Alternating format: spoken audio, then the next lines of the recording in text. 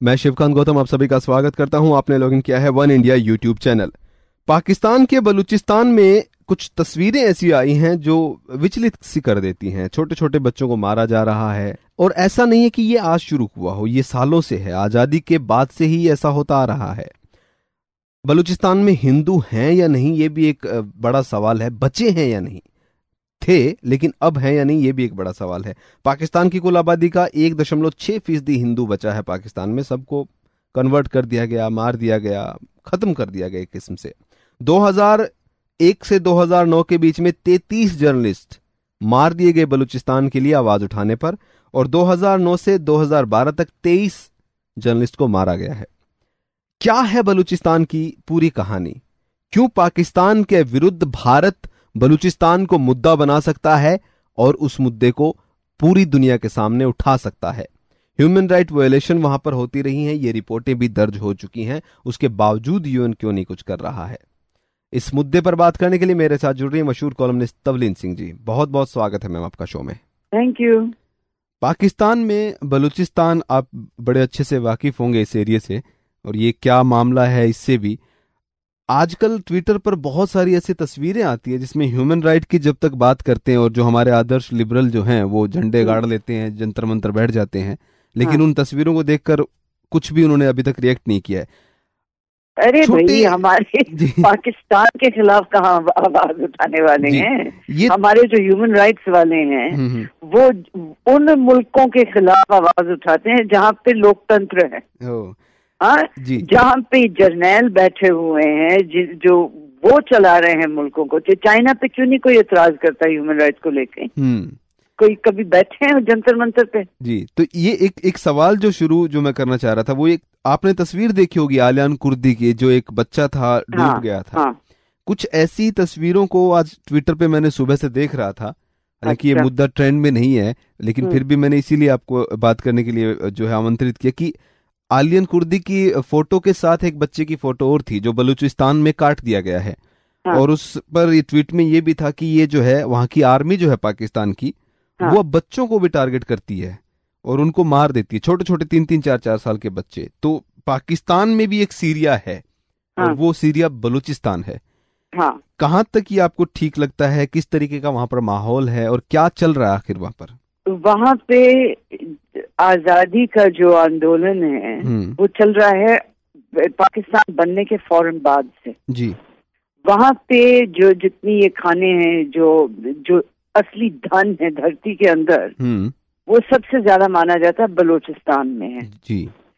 तो वहाँ पे बलोच जो हैं उनको शुरू से ऐसा लगा है कि उनके साथ कोई सौतेली किस्म की वो ट्रीटमेंट कर रही हैं पाकिस्तान की जितनी भी सरकारें रही हैं। सिंध में भी ऐसा लगता है लोगों को, लेकिन कहीं ज्यादा सिंध में भी आपको शायद याद होगा इंदिरा गांधी के जमाने में वहां पे भी वो सिंध की आजादी का वो चल रहा था जी।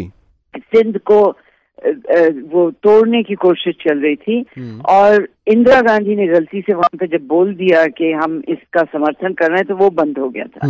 लेकिन बलूचिस्तान में भी बिल्कुल इस तरह की मूवमेंट चल रही है 48 से लेकर जी। क्योंकि बलोच जो हैं ना उनको जगह दी जाती है फौज में।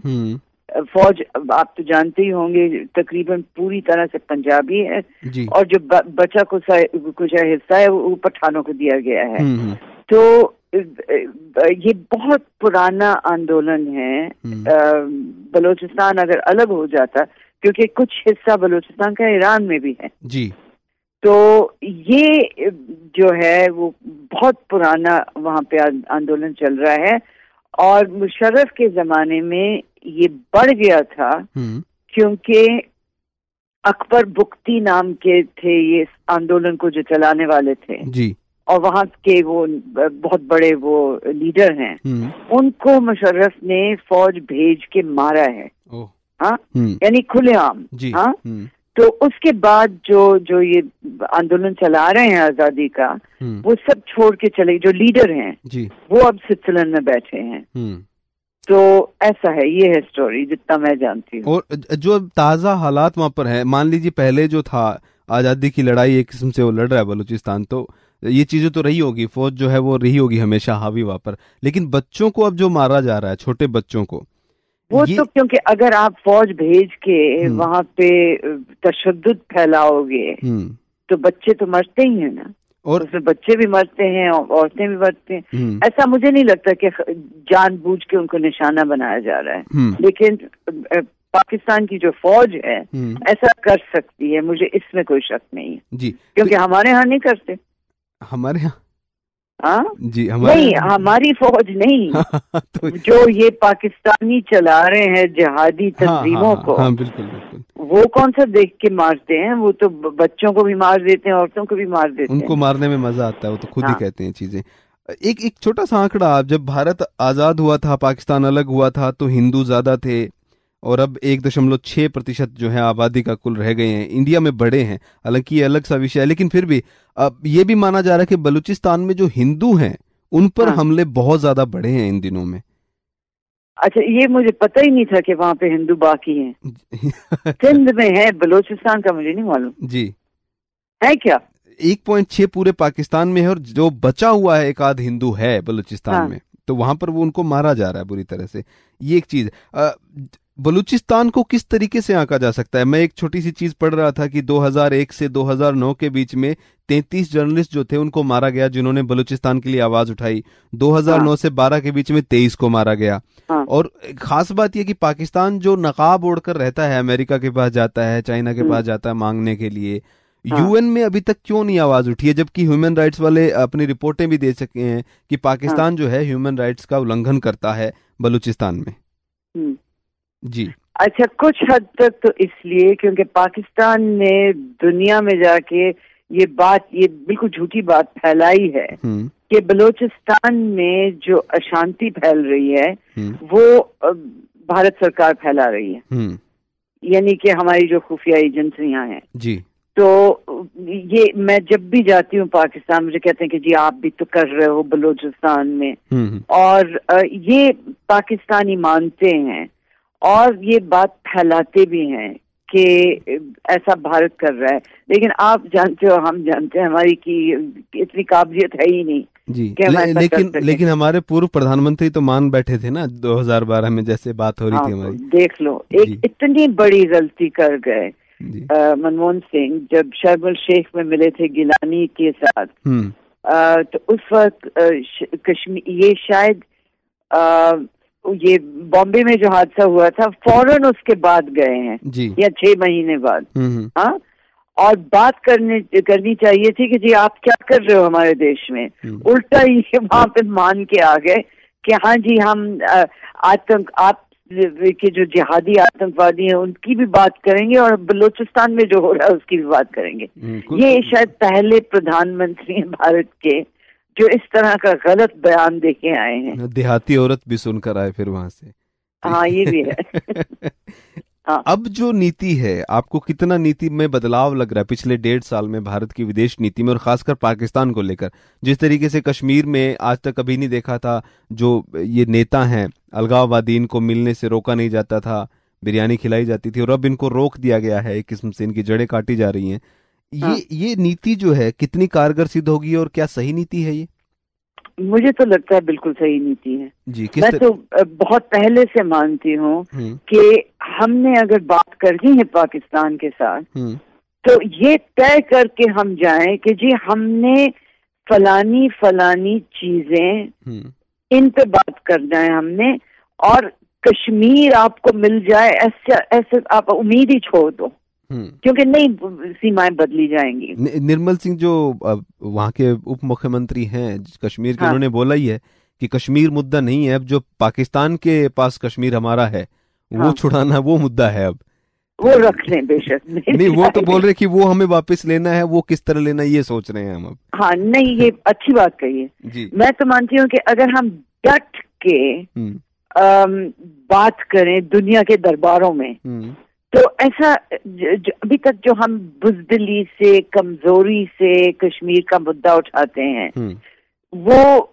उसकी वजह से पाकिस्तान को एक किस्म की लेजिटिमेसी मिल गई है कि जी हाँ उनका केस जायज है, हमारा वो नाजायज। पिछली सरकारें जो रही हैं, क्या हाँ। कोई अंदरूनी वजह रही है, कोई फायदा उनको खुद का फायदा रहा हो इस चीज में कि इस मुद्दे को इसी तरह से रखा जाए? ये तो नहीं मैं कह सकती हूँ, लेकिन मैंने किताब लिखी है कि कश्मीर का जो मसला है, वो जो ऐतिहासिक मसला था कश्मीर का, वो तो बहुत पहले खत्म हो गया था। हमने दोबारा गलत नीतियों की वजह से 80 के दशक में इसको दोबारा जिंदा किया है। और अब मैं अभी आई हूँ कश्मीर से, ये आजादी की कोई बातें नहीं हो रही हैं, लेकिन वहां पे एक नया किस्म का वो मिलिटेंट शुरू हो रहा है जो पढ़ा लिखा है, जो संपन्न परिवारों से आते हैं, ये नए किस्म के मिलिटेंट, और ये बहुत अच्छी तरह समझते हैं अपने अधिकारों को। तो मुझे डर सिर्फ ये है कि जो मोदी सरकार ने वो ऐलान किया था ना कि हम कश्मीर को इतना देंगे वो बाढ़ राहत के लिए, वो पैसा नहीं गया है। तो जैसे मिजोरम में जहाँ पे एक वो आया था ना, वो ये क्या नाम, अकाल पड़ा था और जो अकाल राहत देने वाले थे वो ही फिर मिलिटेंट बन गए थे मिजोरम में। तो कश्मीर को बहुत जल्दी अगर राहत पहुंचाई जाए तो ये जो नई मिलिटेंसी है जो तूल पकड़ सकती है, क्योंकि लोग वहां पे बहुत दुखी हैं। कई तो ऐसे हैं, कई मुझे ऐसे मिले जो 5,000 रुपए में काम करने को तैयार हैं क्योंकि उनके पास कुछ नहीं रहा है। ये जो 2-4 घटनाएं पीछे हुई हैं, हाँ। ISIS के झंडे पाकिस्तान के तो वहां पे लहराते रहे पहले, लेकिन ISIS एक नए तरीके से वहां पर आया है, तो कोशिश कर रहे हैं जी। कितना आप कश्मीर थे तो आपको लगा, महसूस हुआ कि कुछ वहां पर इस तरह की चीजें भी मुझे बिल्कुल नहीं महसूस हुआ। वहां पे पूरी तरह से अमन शांति है, लेकिन जो ये त्राल जो इलाका है उस तरफ वाला, वहां पे बुरहान वानी नाम का एक वो मिलिटेंट है जो इंटरनेट को यूज करके, अब आपने भी देखी होगी उसकी तस्वीरें जी, इंटरनेट पे वो कह रहा है, हर दूसरे दिन यूट्यूब पे वो आता है और कहता है कि आप हमारे साथ मिल जाएं और आप अगर हमारे साथ आएंगे तो 35,000 रुपए आपको महीने का हम देने को तैयार हैं। अब जहाँ पे इतनी बेरोजगारी है कि 5,000 रुपए में लोग काम करने को तैयार हैं, तो इस तरह की घोषणाएं अगर जो बेरोजगार है नौजवान सुनेगा तो नहीं जाएगा उसके साथ। बिल्कुल जाएगा। तो कश्मीर जो है इसको शांत रखने के लिए विकास जो एक मुद्दा बना था 2000 विकास बहुत जरूरी है कश्मीर में, और मौका भी है, लेकिन बहुत देर कर रहे हैं ये दिल्ली वाले जी। तो ये बात प्रधानमंत्री को चाहिए कि जितनी जल्दी, बल्कि मैंने तो सुना है कि तैयार है ये पैकेज जो दे रहे थे ये बाढ़ राहत के लिए, लेकिन क्योंकि प्राइम मिनिस्टर बहुत वो मसरूफ हैं तो जा नहीं पाए हैं जी। पर ज्यादा उनको डिले नहीं करना चाहिए, डिले नहीं करना चाहिए, ये बात सही कही आपने। और बलूचिस्तान के बारे में आखिरी राय आपकी, अब वहाँ पर जो माहौल है, क्या भारत ह्यूमन राइट के जो वायलेशन वहाँ पर है उसको लेकर आवाज उठाए? भारत क्यों नहीं उठा रहा है भारत? जी, आवाज उठानी चाहिए। अब कश्मीर को लेकर चाहे कुछ हो या ना हो, हर दूसरे दिन पाकिस्तान आवाज उठा रहा है दुनिया में जी, और हम चुप बैठे।